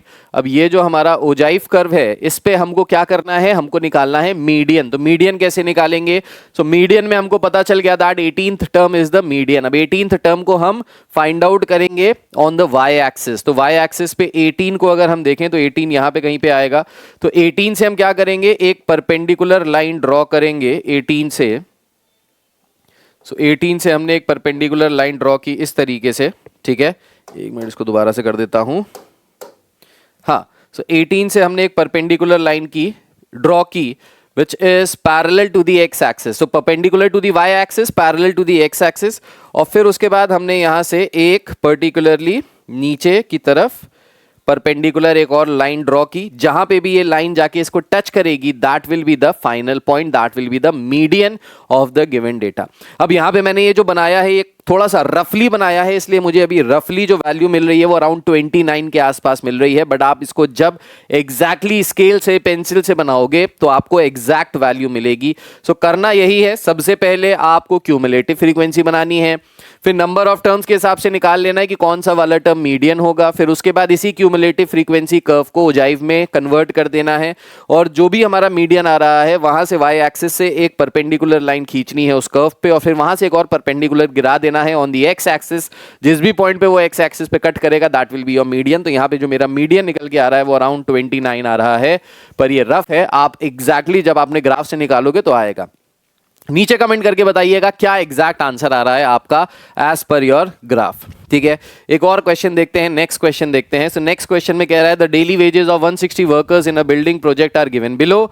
Using a graph, draw an ogive for the above distribution. Use your ogive to estimate the median wage, the percentage of workers who earn more than 45 rupees a day. कैसे solve करेंगे इस question को, तो इसके लिए सबसे पहले फिर से हमने क्यूमुलेटिव फ्रीक्वेंसी बना लिया। क्यूमुलेटिव फ्रीक्वेंसी निकालने के बाद हमारा जो फाइनल वैल्यू आया है दैट इज 160। तो 160 इज इवन, तो मीडियन आ गया 80th टर्म। अब 80th टर्म मीडियन आ गया, क्या करना है, ओजाइव बनाना है। तो ओजाइव जल्दी से बना लेते हैं। सो ओजाइव आ जाएगा 10 पे कितना आ रहा है, 12 के बराबर। मैंने 30 का इंटरवल लिया है तो 12 के बराबर मतलब यहीं पे कहीं पे आ जाएगा पॉइंट हमारा। ठीक है, फिर 20 पे कितना आ रहा है, 32 के बराबर। सो 30 से थोड़ा सा ऊपर आ जाएगा। सो यहाँ पे आ गया 30 पे कितना आ रहा है, 62 के बराबर। सो 62 यहाँ पे कहीं पे आ गया। 40 पे कितना आ रहा है, 40 पे आ रहा है अराउंड 100, तो 100 हो जाएगा 90 से ऊपर, समथिंग लाइक हेयर। 50 पे कितना आ रहा है, 50 पे आ रहा है 124, तो 120 से थोड़ा सा ऊपर यहाँ पे आ गया। फिर 60 पे कितना आ रहा है, 60 पे आ रहा है 140, सो 140 मतलब 150 से थोड़ा सा नीचे। फिर 70 पे कितना आ रहा है, 70 पे आ रहा है 152 बोले तो 152 बोले तो 50 से थोड़ा सा ऊपर, 80 पे कितना आ रहा है, 80 पे आ रहा है 160, सो 160 बोले तो यहाँ पे कहीं पे, ठीक। तो इस तरीके से हमने एक रफ वैल्यू यहाँ से निकाल ली, रफली हमने इसको ड्रॉ कर दिया। अब इसको हम लोग फ्री हैंड से इस तरीके से ड्रॉ करते चले जाएंगे, यहाँ तक हमने इसको ड्रॉ कर दिया, राइट। अब जैसे ही इसको ड्रॉ किया, यहाँ पे मैच किया, अब हमको क्या निकालना है, 80th टर्म पे मीडियन। तो मीडियन निकालने के लिए क्या करेंगे, 80th टर्म देखते हैं। सो 90 से थोड़ा सा नीचे आएगा 80, सो लेट्स से यहाँ पे आ रहा है 80, तो यहाँ से एक परपेंडिकुलर ड्रॉ करेंगे इस तरीके से, और फिर उसके बाद यहाँ से एक और परपेंडिकुलर ड्रॉ कर देंगे यहाँ पे, ठीक है। तो इस तरीके से हमने एक परपेंडिकुलर ड्रॉ किया 80 से, जो यहाँ पे आके गिरा। या फिर अगर इसको थोड़ा सा और सही से बनाया जाए तो ये कैसे बन जाएगा, ये बन जाएगा 80। देखिए अब आपके पास स्क्वायर्स होंगे तो आपको ज़्यादा अच्छे से वैल्यूज़ मिल जाएगी। तो इस तरीके से हमने ड्रॉ किया और इस तरीके से आ गया यहाँ पे। सो ये वैल्यू आ गई और ये वैल्यू आ गई, अगेन यहाँ पे कहीं पे आया है। सो 80th टर्म यहाँ पे किया हमने, राइट। और इसके करस्पॉन्डिंग में यहाँ पे हमको क्या मिल गया, यहाँ पे हमको मिल गया इसका मीडियन। तो ये जो मीडियन मिल रहा है ये अराउंड 35-36 के आसपास आ रहा है, तो हम मीडियन मान लेते हैं 36 के आसपास। आप बताइएगा सॉल्व करके एग्जैक्ट वैल्यू क्या आ रही है यहाँ पे, एक्चुअल वैल्यू क्या आ रही है यहाँ पे, अप्रॉक्सीमेटली 36 के बराबर आ रही है, ठीक है। +-1 पे आपको मार्क्स मिल जाएंगे, लेकिन +-2 होगा, ज़्यादा डिफरेंस होगा तो मार्क्स नहीं मिलेंगे। तो इसलिए ध्यान से सॉल्व करना है, ग्राफ अच्छे से बनाना है। इसके बाद सेकेंड पार्ट में कह रहा है the percentage of workers who earn more than ₹45 a day. 45 से ज्यादा पैसे कमाते हैं पर डे, तो 45 से ज्यादा पैसे कमाते हैं पर डे। तो इसके लिए हम क्या करेंगे, 45 से अगेन एक परपेंडिकुलर यहां से ड्रॉ किया, 45 से एक परपेंडिकुलर ड्रॉ किया और उसके करस्पॉन्डिंग में यहाँ पे एक वैल्यू निकाली। तो 45 से अगर हमने एक परपेंडिकुलर ड्रॉ किया और यहाँ से हमने एक वैल्यू निकाली, तो ये वैल्यू आ गई यहाँ पे कुछ समथिंग ले लेते हैं, लेट्स से 112 के बराबर। सो ये वैल्यू अगर 112 आ रही है, अब आपके अगेन बॉक्सेस होंगे, उन बॉक्सेस के हिसाब से आपको समझ में आ जाएगा क्या वैल्यू है। तो 45 रुपीस कमाने वाले टोटल कितने लोग हैं, 112 लोग हैं जो 45 तक कमाते हैं, 0 से लेके 45 के बीच में कमाते हैं, टोटल 112 लोग। कह रहा है percentage of workers who earn more than 45 से ज्यादा कमाने वाले कितने हैं। So percentage of workers earning more than 45 rupees per day, more than ₹45 will be equal to 160 minus 112। कैसे भाई, टोटल 160 वर्कर्स है और 112 तक 45 कमाते हैं, यानी इसके ऊपर के जितने भी हैं वो सब 45 से ज्यादा कमाते हैं। अगर इसको सब्ट्रैक्ट कर लेंगे तो यहां से कितना आ जाएगा, so यहां से आ जाएगा 8, यहां से आ जाएगा 4 which is equals to 48। So 48 workers ऐसे हैं जो ज्यादा पैसे कमाते हैं 45 रुपीज पर डे से। हमसे कह रहा था find the percentage of worker. So percentage of workers निकालने के लिए तो सबसे पहले हमने यहां से निकाल लिया नंबर ऑफ वर्कर्स और फिर निकाल लेते हैं परसेंटेज ऑफ वर्कर्स। तो percentage of workers will be 48 upon total 160 into 100%। तो 0 से 0 कैंसिल किया, 16 से कैंसिल किया, 3 टाइम्स आया, सो this is 30%। So around 30% workers ऐसे हैं जो 45 रुपीज पर डे से ज्यादा कमाते हैं। So I hope this is clear. तो इसी तरीके से बस आपको जितने भी मीडियन वाले क्वेश्चंस हैं यही करना है। और यहां पे एक चीज बता देता हूं कि ये मीडियन वाले क्वेश्चंस ना पक्का आपके एग्जामिनेशन में हाफ ईयरली में भी आए होंगे। नीचे कमेंट करके बताइएगा आए कि नहीं आया या हाफ ईयरली में, और आपके आने वाले प्री बोर्ड्स में भी आएंगे और बोर्ड में भी यहां से एक क्वेश्चन जरूर आएगा ओजाइफ के थ्रू मीडियन निकालने का, पक्का हर साल आता ही आता है। इसको अच्छे से कर लीजिएगा, ये बहुत ही ज्यादा स्कोरिंग है और 6 नंबर का क्वेश्चन आएगा, छोटा मोटा क्वेश्चन यहां से नहीं आने वाला, ठीक है। So I hope this is clear, right. 6 या 4 नंबर का आएगा, सॉरी 4 नंबर का, 3 4 नंबर का आएगा यहां से। सो this is definitely coming up in your upcoming examination. So please make a note of this. और इसके बाद आगे बढ़ते हैं नेक्स्ट क्वेश्चन। ये पूरा का पूरा question is a homework question for you. ये पूरी की पूरी आपको अभ्यास शीट मिल जाएगी हमारे टेलीग्राम चैनल पे, जिसका लिंक नीचे डिस्क्रिप्शन पे दिया है। तो उस टेलीग्राम चैनल को ज्वाइन कर लीजिए, वहां से आपको ये पूरी की पूरी अभ्यास शीट मिल जाएगी। इससे आप प्रैक्टिस कीजिए बढ़िया बेहतरीन और इसको मास्टर कर लीजिए, ठीक है। चलिए अब इसके बाद बात करेंगे क्वार्टाइल्स के बारे में। Let's talk about quartile. इसके बाद आता है क्वार्टाइल। क्वार्टाइल जो यूज होता है वो बेसिकली यूज होता है डेटा को 4 इक्वल पार्ट्स में डिस्ट्रीब्यूट करने में। तो अगर आपके पास एक डेटा है इस तरीके का, ठीक, तो जिसकी कुछ वेरिएबल लेंथ है। इस लेंथ में सबसे पहले हमने क्या किया, मीडियन और मीन की हेल्प से इसका सेंट्रल पॉइंट निकाला। सो लेट्स से मीडियन की हेल्प से हमने इसका सेंट्रल पॉइंट निकाला, और फिर इस सेंट्रल पॉइंट को अगर हम और दो पार्ट्स में डिवाइड कर दें, एक इधर और एक इधर, तो टोटल ये कितने पार्ट्स हो गए, तो टोटल अगर आप काउंट कीजिए so there are total 4 parts over here. तो ये 4 पार्ट्स हो गए यहां से, ठीक है। मीडियन से पहले वाला जो पार्ट होता है उसको कहते हैं lower quartile, also denoted by Q1, और मीडियन के बाद वाला जो क्वार्टाइल होता है उसको कहते हैं अपर quartile, also denoted by Q3। तो ये अगर डेटा को हम 4 इक्वल पार्ट्स में डिवाइड कर रहे हैं तो उसी को हम क्वार्टाइल्स कहते हैं, ठीक है।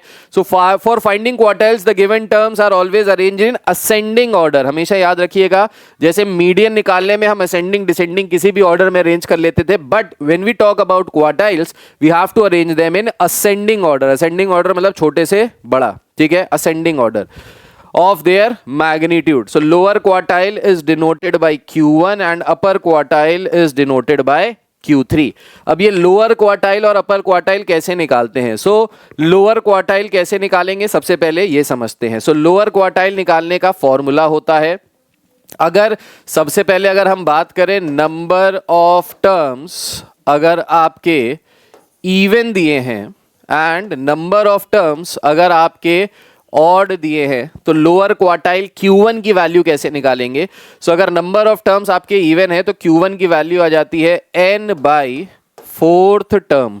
सो Q1 is equals to n by fourth term, right. और अगर नंबर ऑफ टर्म्स ऑड है तो आपका Q1 is equals to n plus 1 by fourth term. So basically और टर्म्स है तो उसमें +1 करके उसको इवन बना देंगे, और इवन बना के 4 से डिवाइड कर देंगे तो आराम से 4 से डिवाइड हो जाएगा, और आपको मिल जाएगा क्या, Q1, that is the lower quartile, ठीक है। तो ये बेसिक फॉर्मूला है, इसको लिख लीजिए। आगे बढ़ते हैं, अपर क्वार्टाइल के बारे में बात करते हैं। अपर quartile also denoted by Q3।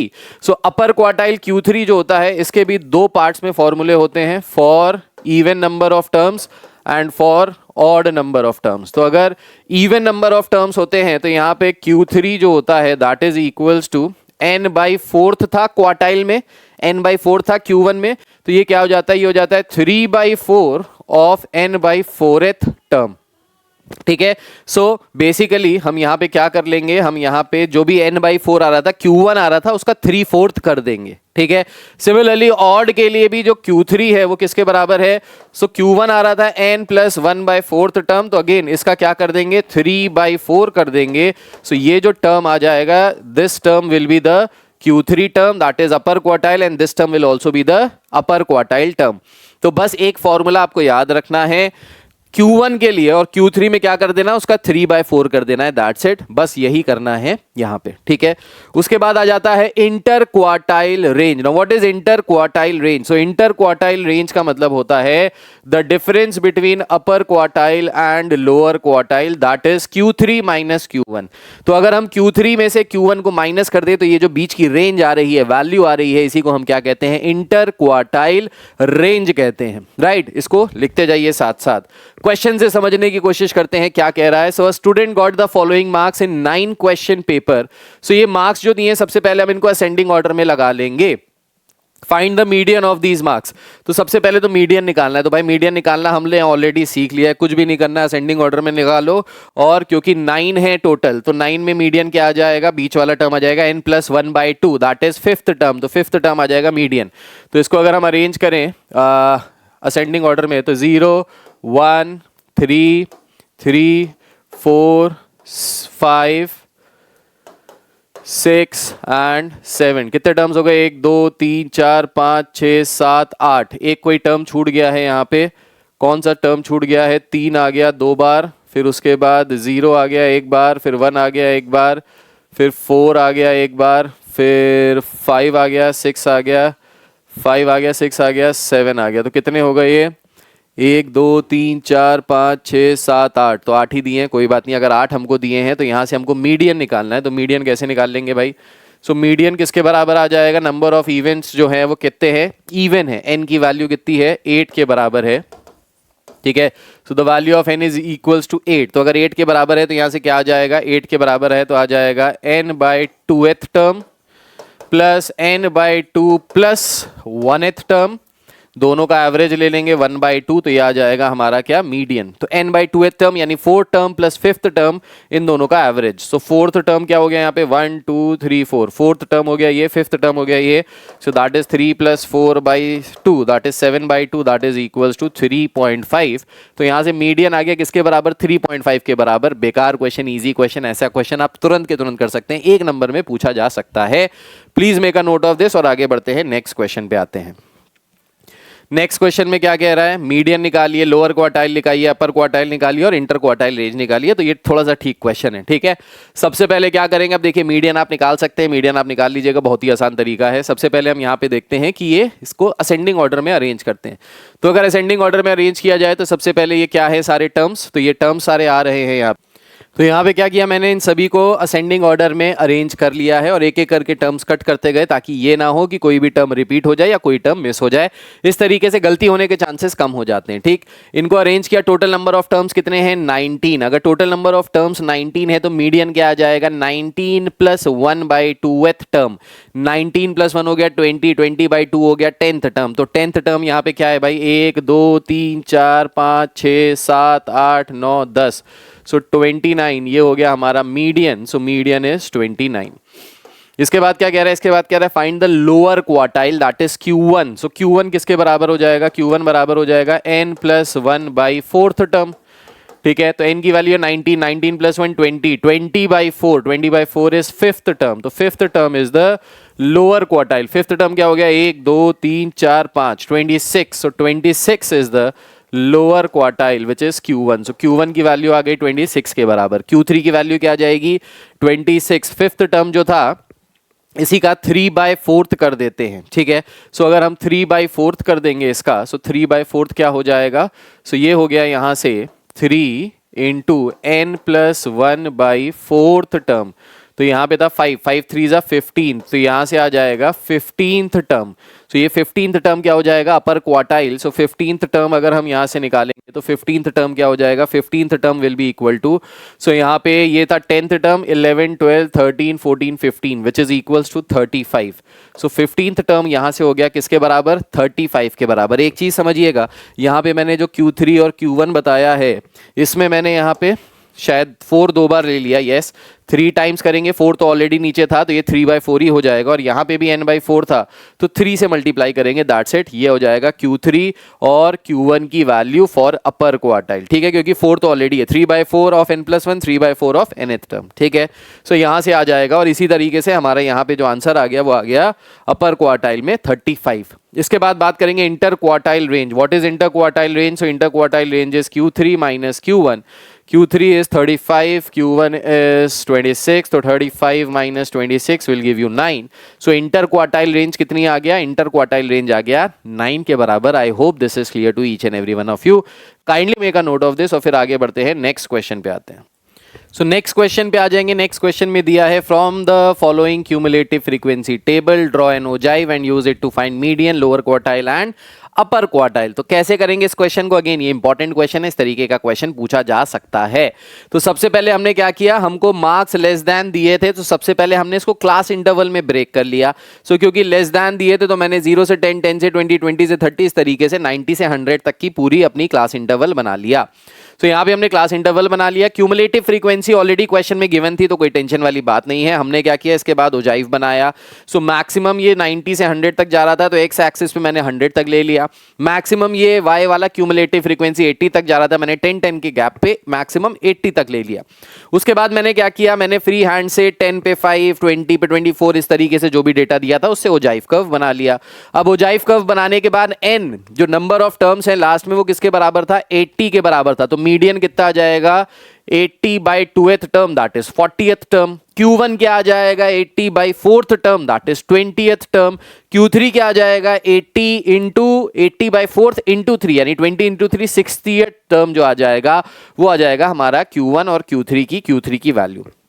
अब हो सकता है कुछ बच्चों के मन में ये भी सवाल आए कि सर यहां पे अगर n हमारा 4 से डिविजिबल है तभी हमारा 20th 18th टर्म आ रहा है, अगर 4 से डिविजिबल ना हुआ, मल्टीपल ऑफ 4 ना हुआ तो क्या करेंगे? तो घबराने की बात नहीं, मल्टीपल ऑफ 4 ही आपके कोर्स में है और यही पूछा जाएगा, मल्टीपल ऑफ 4 के बाहर से कुछ भी नहीं आएगा, राइट? तो इसी तरीके से करना है। अब हमको क्या चाहिए? मीडियन चाहिए। तो मीडियन क्या है? 40th term. तो 40 जहां पे भी आ रहा है वहां से हमको लाइन खींचनी है। तो 40 से हमने लाइन खींची, यहां पे आया, 40 से यहां पे नीचे की तरफ आया, सॉरी बैक करते हैं।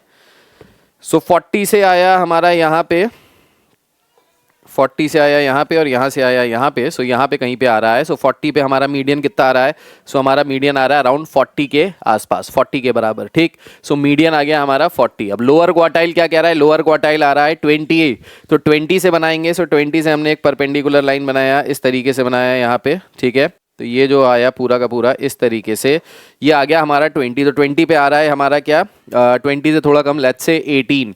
सो लोअर क्वार्टाइल आ गया हमारा 18 के बराबर। फिर उसके बाद क्या कह रहा है? अपर क्वार्टाइल 60th टर्म पे आ रहा है। तो 60 से हमने एक परपेंडिकुलर लाइन ड्रॉ की और इस तरीके से नीचे लेके गए। तो यहाँ से जो आया ये आया अराउंड 68 के आसपास। तो हमारा अपर क्वार्टाइल आ गया 68 के आसपास। अब ये मैंने सारी चीज़ें जो ड्रॉ की हैं फ्री हैंड से ड्रॉ की हैं, तो इसलिए हो सकता है ये एग्जैक्ट वैल्यूज़ ना आए, लेकिन आप इनको जब ग्राफ पे ड्रॉ करोगे पेन पेंसिल लेके, स्केल लेके, सही से मेजरमेंट लेके, तो डेफिनेटली आपको सही वैल्यूज मिल जाएंगी। नीचे कमेंट करके बताइएगा इसकी सही वैल्यूज क्या आएंगी। जिसने सारे ही क्वेश्चंस के सारी ही वैल्यूज को सही बताया, हमारी टीम उससे कनेक्ट करेगी और कनेक्ट करके आपको एक बहुत ही बेहतरीन सा गिफ्ट भी मिलेगा हमारी तरफ से। तो सारे आंसर्स जिसने सही बताए उसको डेफिनेटली हमारी तरफ से गिफ्ट मिलने वाला है। तो प्लीज इसको नोट डाउन कर लीजिए और आगे बढ़ते हैं, लास्ट टॉपिक पे आ जाते हैं, विच इज मोड, ठीक है। तो मोड पे बढ़ते हैं, लास्ट टॉपिक को कर लेते हैं। Please make a note of this. इसके बाद बात करते हैं लास्ट टॉपिक की, विच इज मोड। मोड का मतलब क्या होता है? सो अगर कोई भी डेटा आपको दिया है, सो उसमें से जो सबसे ज्यादा रिपीटिंग वैल्यू है, that is known as mode. So mode is value which occurs most frequently, जो सबसे ज्यादा बार रिपीट हो रहा है उसी को हम क्या कहते हैं? मोड कहते हैं। सो मोड आ सकता है आपका रॉ डेटा को निकालने के लिए। तो जैसे ये रॉ डेटा दिया, नंबर्स दिया, इसमें आपसे कह रहा है मोड बताइए। तो यहां पे अगर आप देखिए 7 1 2 3 4 4 बार आ रहा है, तो यहां से जो मोड हो जाएगा वो जाएगा 7, क्योंकि ये सबसे ज्यादा बार रिपीटेड है, ठीक है।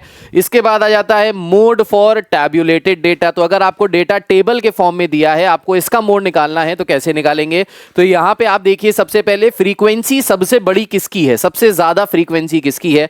तो अगर आप सबसे ज्यादा फ्रीक्वेंसी देखिए यहां पे, तो ये 17 है जो सबसे ज्यादा बार अपने आप को रिपीट कर रहा है, सबसे बड़ी फ्रीक्वेंसी है। और ये किसकी है? 13 की है। तो यहां से जो मोड आ जाएगा that will be equal to 13, क्योंकि 13 जो है वो कितनी बार रिपीट किया है? 17 टाइम्स रिपीट किया है। सो मोड मतलब जो सबसे ज्यादा बार रिपीट करे उसी को मोड कहते हैं। तो यहां पे आंसर आ गया 13 के बराबर।